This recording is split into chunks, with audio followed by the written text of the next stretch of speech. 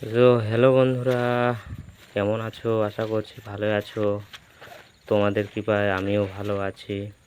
বন্ধুরা, আজ বৃষ্টি হয়েছে, তাই সকাল সকাল বেরিয়ে পড়লাম জাল নিয়ে বিলে।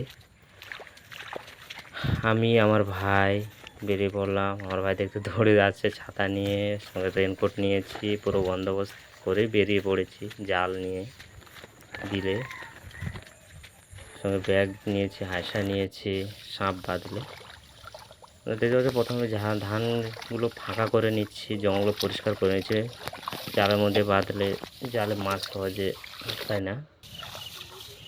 পরিষ্কার হয়ে গেল, তারপর দেখতে পাচ্ছি আমার জালটা লাগিয়ে দিই। ভাবলাম জালটা লাগিয়ে দিই তাড়াতাড়ি করে, বৃষ্টি হবে, বৃষ্টি পড়লে আরও বেশি করে ভালো মাছ বাঁধতে পারে। বেশি কিছু মাছ না বাঁধলেও, অল্প স্বল্প বাঁধলেও চলবে। বাড়ির আজ তো মাছের ঝোলটা হলেই হলো। ভাবলাম জালটা তাড়াতাড়ি করে লাগিয়ে ফেলি।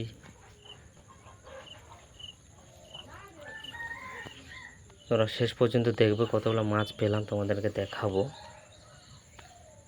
জাল লাগানো প্রায় শেষ। বাড়ি থেকে 3 ঘন্টা পর এলাম জাল দেখতে। কতগুলো মাছ বেঁধেছে তোমাদেরকে দেখায়। কাছাকাছি প্রথমে দেখা যাচ্ছে একটা কই মাছ বেঁধেছে। কই মাছটা প্রথমে তোমাদেরকে দেখায়। প্রথমে কই মাছ লেগেছে।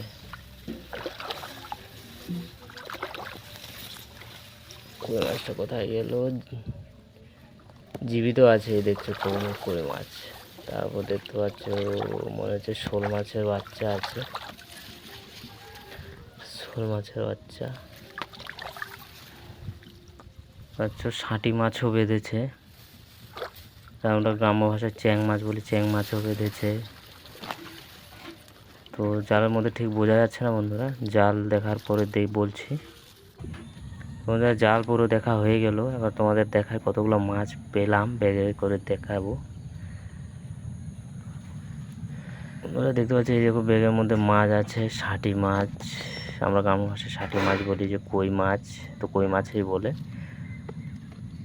জীবিত আছে মাছ। তো আজ আচ্ছা করে মাছের ঝোলটা করে ফেলাম বন্ধুরা। ভালো লেগে থাকলে অবশ্যই সাবস্ক্রাইব করবে।